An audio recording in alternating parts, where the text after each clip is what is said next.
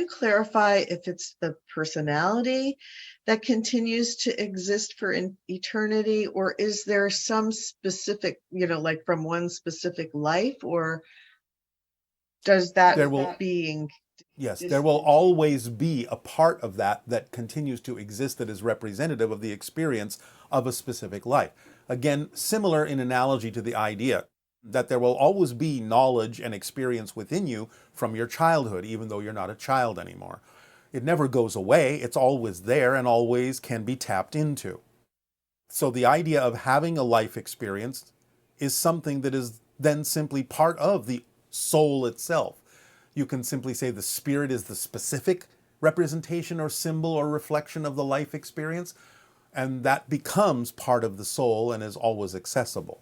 So, yes, it always remains, even though the soul may be bigger and greater, and the oversoul even bigger and greater than that. You never lose anything, and that particular aspect of the being can always be accessed and tapped into from many different sources, including the physical person who may need to interact with that aspect of the greater soul to recognize the being and recognize the person they knew in life. So it's always there. It just becomes part of something bigger, in the same way that your childhood became part of something more experienced as an adult.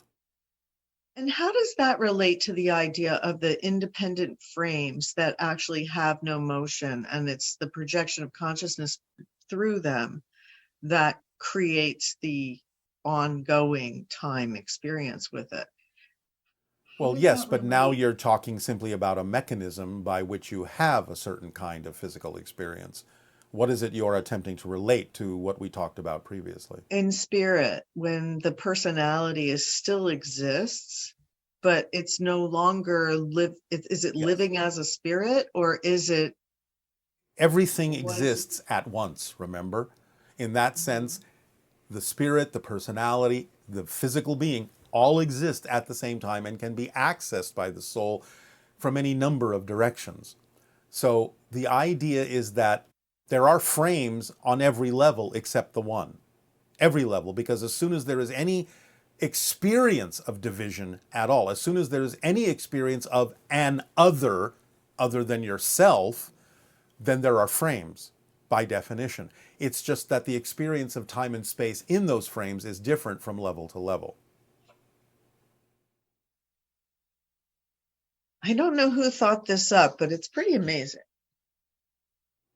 It just is the nature and structure of existence itself in the way that it must function by definition. Um, Many people have negative experiences when studying, especially in Asia, this individual is saying. Studying sometimes becomes torture, and children are taught to accept that as their fate. Why do people have a belief that we have to study hard and memorize and to grasp knowledge and technology? How do we free people from this unnatural way of studying? And perhaps you could also share some other ways that we can study so that it's not like that. All right, well, we have actually explained this many times, but the reason that it seems ensconced in your society to memorize things comes from long ago when you were hunter gatherers and you needed to memorize certain kinds of hunting paths, certain kinds of places where there might be danger, where there might be food, where you could be taught to understand how to do things in a certain way and memorize those things for your own safety and for your ability to thrive. And it's simply been handed down through the generations for thousands of years that memorizing things like that would actually be to your benefit. And to some degree, it can be. But as we have explained several times, the idea of actually creating scenarios in which you can experience things directly, what you may euphemistically refer to as learning on the job, is actually the better way to learn something and instill it within yourselves, because as long as what it is you are needing to learn to thrive in physical reality is adapted to what you are really passionate about, you will retain it. And in fact, you will become excited about learning and you'll absorb information very readily and retain it very readily because it's based on the idea of being taught to you through the auspices of your passion and what excites you, rather than simply suppressing your excitement to learn something in a way that isn't necessarily representative of your passion. So creating simulations, experiences that are interactive and immersive, and teaching you the things that are important in your society that way is what will allow you to have fun doing it and retain it, because you're doing it in the way that you're already excited to learn, by opening up your passion in ways that make it relatable to learn the things that you really need to learn, and to know the difference between the things you actually do need to learn and the things you don't need to learn. So just accepting the idea that we'll need to know what we need to know when we need to know it, as is true for your existence, that can be very natural for us eventually. Yes, eventually, when you actually learn to rely on pure synchronism. But until then, you can practice the idea of creating imaginary and creative, immersive experiences that allow you to have experiences in a safe way that will teach you what you really need to know to thrive in physical reality without compressing your passion into a box. And what is the difference between insisting on something and knowing something? When you know something, you will know the difference between the two. Because insistence still carries with it the idea that you don't actually believe in it yourself. You don't actually know it yourself. You're actually trying to convince yourself of something that may or may not be relative to you. So the idea of knowing is just something that is absolutely known by you, as if it is something that you breathe, something that is part of you, something that you know is true and in alignment with who and what you are and what your relationship to existence is. Insistence implies that you don't really buy into the power of the thing you're insisting about. You're not really convinced yourself. What about when a person feels angry at something that is said to them? Um, how can you manage that anger? By understanding that what is said to them has nothing to do with them, if that in case is the fact. So the idea, again, as we have given an analogy, is as if a total stranger has come up to you and said something. You don't react because you know that they know nothing about you, and therefore what they're saying to you has more to do with their issues and their processes than it has to do with you. They're just using you as a sounding board, projecting their issues onto you. And you know this, so there's no reason to react. Now, you can always look at the advice or the sayings that someone gives you and say, well, is there something here for me? Is there something I need to know about myself that would help me to benefit from and change? But if you understand that what they're saying has nothing to do with you, then why would you react? So you have to look at your own beliefs about why you believe what they're saying is true. And what's the connection between anger and grief? Well, again, both to some degree are judgments of a sort that assume certain things that may not be so. So the idea of grief is, again, the definition that something has been lost and you are going into a state of being abandoned, of feeling abandoned in that sense, whether it is true abandonment or not. The idea of anger can be, again, based on your expectations of what you insisted should be and not allowing what is to be what needs to be. So they're loosely connected. And the idea is one is a reaction mostly to things that were insisted on by you, and the other is a reaction to the concept that you have lost something, when in fact no loss has actually happened if you open up your senses to the fact that things have simply shifted into a different form. And that translates into a different attitude about change and things that come and go in physical reality, because physical reality is a projection of consciousness. And a temporary one at that. So is that sort of our maturation process to understand the nature of the reality that we're in and be more accepting of the coming and going and not suffer so much when we lose an individual, so to speak, or Yes, recognize it in a different way? yes, but even more so, it's recognizing the nature of the reality that's in you, because you're not in physical reality. It's in you. It's a projection of your consciousness. And when we say projection, we don't even really mean that it is projected outside of you.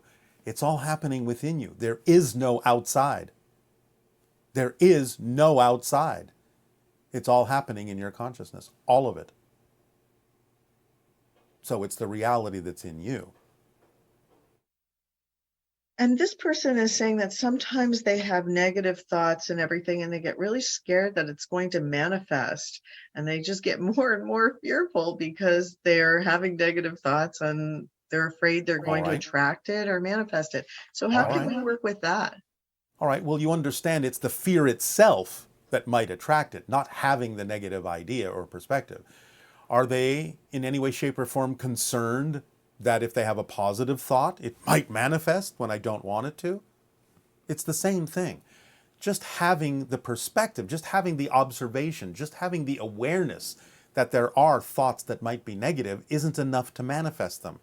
You have to be afraid that they'll manifest. You have to believe in your belief system that they will manifest, that it's the most likely thing that will happen.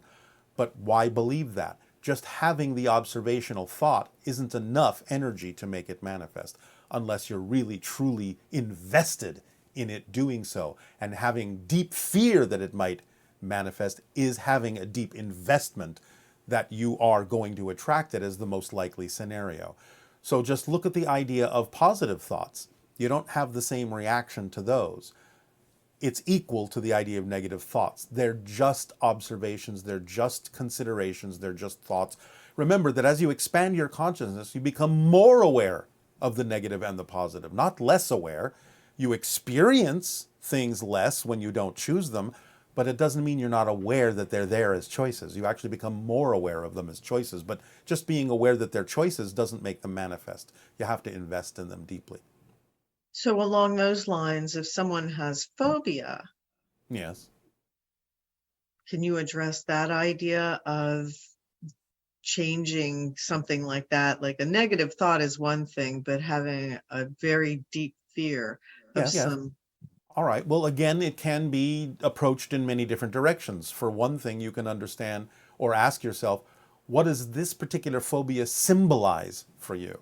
If it were to happen, what does it symbolize? Does it prevent you from doing something? Does it prevent you from looking within yourself to recognize something that the phobia symbolizes within you as a fear-based belief? What is the actual fear about? It's not usually about the thing itself that symbolizes the phobia. There's usually a deeper meaning, and if you're willing to investigate yourself, you'll usually figure it out and realize that you don't have to be afraid of the symbol that reflects a fear-based belief within you. The symbol is just there to show you that you have this fear-based belief. So, for example, many times people say that they have a fear of heights. Many of them, although some of them might, don't actually have a fear of heights. They have a fear of falling, which means they have a fear of losing control, losing their balance. That's the issue. So if they understand it deeply enough, they can understand how to transform that, because then they can realize that if they simply continue to choose belief systems that allow them to remain in balance, if they believe they're worthy of that and deserving of that, then there is nothing to fear, really. They will always be stable, they will always be in balance, and the phobia itself, in that sense, can fade over time or quickly. But they have to understand the real deep-rooted reality of what it is they actually believe will happen in their core beliefs about why that phobia is bringing it to their attention. What about like claustrophobia? A lot of people have that. Well, again, it's about the idea of feeling trapped and limited by your belief systems. Trapped and limited in life, closed in, that you don't have the ability to expand, you don't have the ability to connect, you don't have the ability to reach out, you don't have the ability to see the light that is all around you. You are trapped by the idea that you are in darkness, in an enclosure that doesn't allow you to express your true self. So when you come across these kinds of fears, what's the antidote thought process that describes how to deal with that? Or as you were I just explaining, gave it to you. I just gave it to you. You have to understand what the phobia represents. And you have to get into the core fear belief about why you're holding on to that. How does it serve you to hold on to that? Look at the motivational mechanism. Remember, you don't choose to experience anything that you don't believe serves you. So if you have a fear-based belief that letting that phobia go will actually be the worst thing you can possibly do, that something even worse than the phobia will happen if you let it go, then you're going to hold on to that phobia because you believe that no matter how uncomfortable it may be, it keeps you safe from something even worse. But you have to have honest self-investigation to figure out what your belief system is telling you about that. So, in a sense, I'm thinking right now about like Natalie Wood, who in childhood almost drowned on a movie set, and then for the rest of her life had a fear of dark water.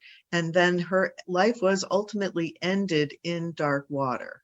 Is that what you're describing? As a simplistic surface example, yes, but there may have been deeper reasons for that experience in her theme of exploration.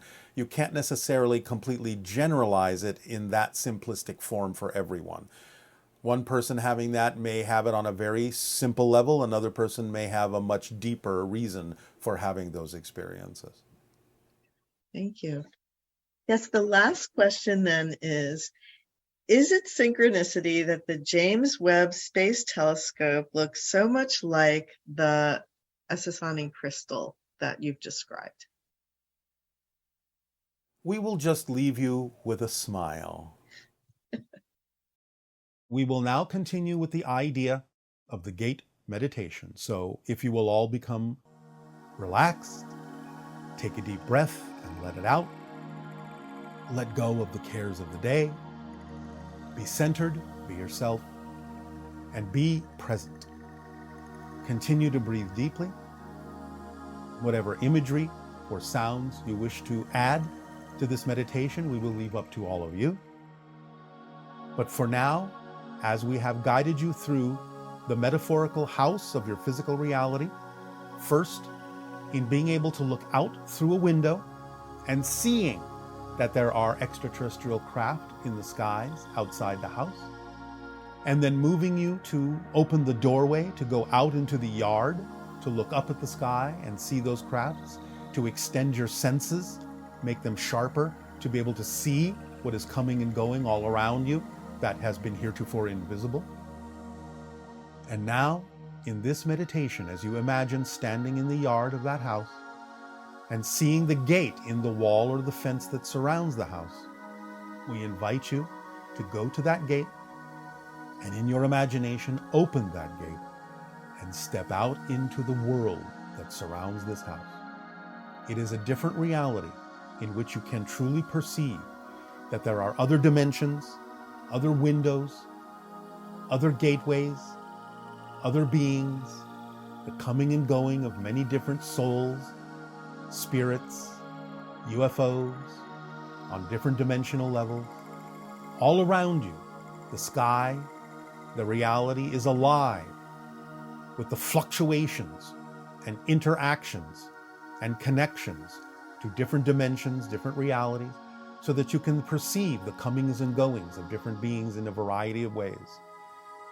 Shapeshifters, changing, constantly moving, constantly shifting.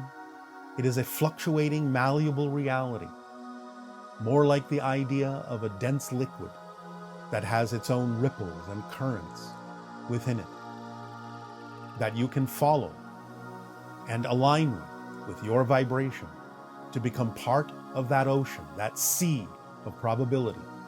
As a drop in the ocean, you are distinct, but you are part of it. This is the outer reality, the true outer reality, the fluid outer reality that exists here and now and is simply a sea of different frequencies that allow you to experience differences in the oneness of all that is.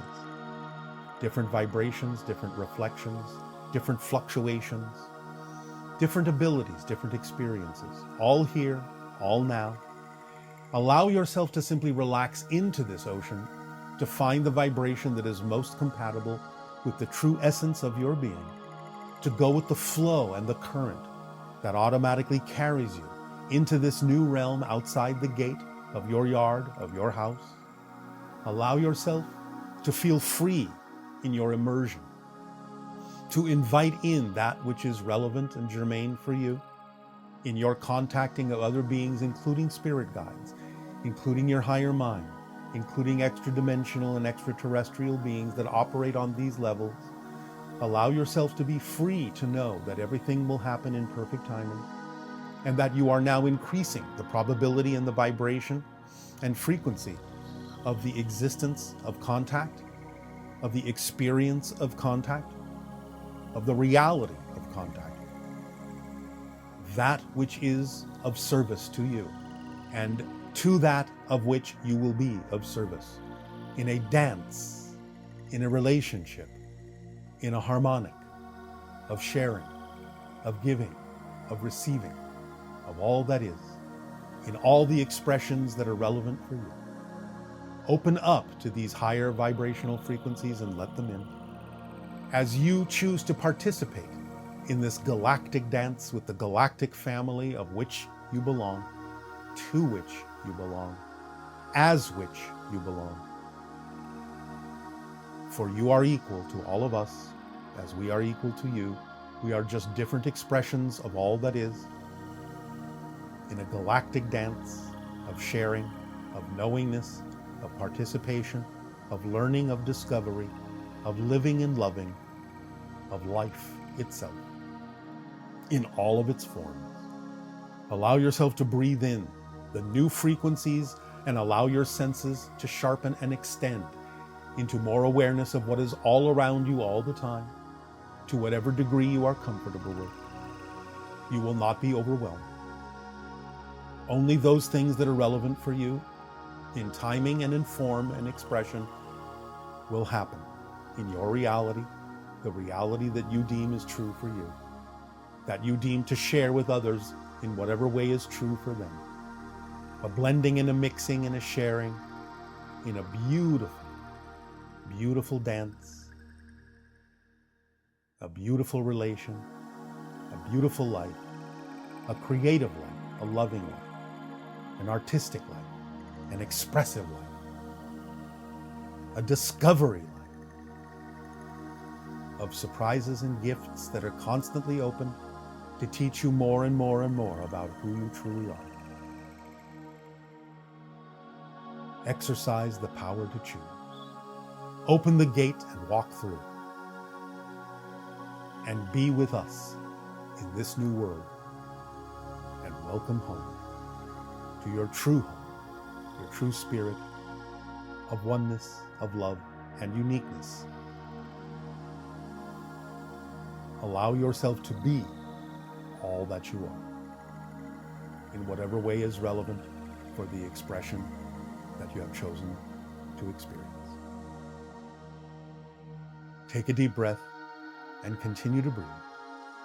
And with every breath, come closer and closer and closer to that reality in which we can both experience our mutual love, our mutual existence, our mutual beingness in love and light and laughter. We welcome you home. Welcome home. Welcome home. Pleasant dreams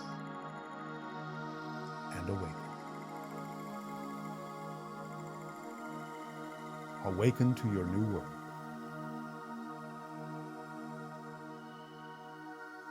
Awaken to your true self.